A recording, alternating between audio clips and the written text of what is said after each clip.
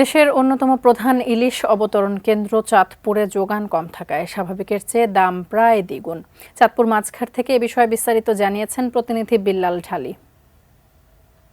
ইলিশের রাজধানী বলা হয় চাঁদপুরকে, অথচ এই ইলিশের রাজধানীতে কিন্তু ইলিশের যোগান একেবারেই কম। যেখানে আমরা প্রতিদিন মাছ দেখতাম 100 থেকে 150 মন মাছ এখানে আসতো, সেখানটাতে এখন 5 থেকে 10 মন মাছই কিন্তু সীমাবদ্ধ রয়েছে এই বাজার।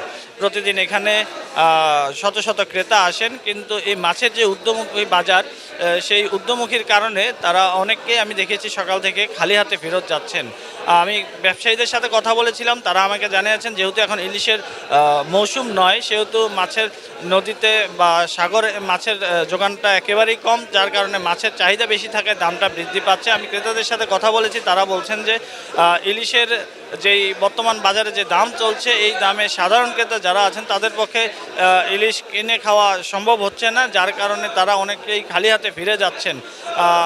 আমি মৎস্য কর্মকর্তা যিনি আছেন তার সাথে কথা বলেছিলাম, তিনি জানিয়েছেন ইলিশ সামুদ্রিক মাছ নদী সমুদ্র থেকে শুধুমাত্র প্রজননের কারণেই ইলিশ নদীতে উঠে আসে।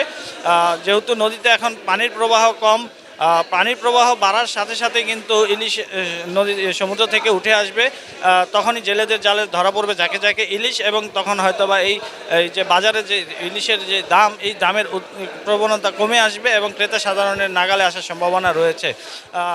এই ছিল আমার কাছে চাঁদপুর ইলিশ অবতরণ কেন্দ্র থেকে।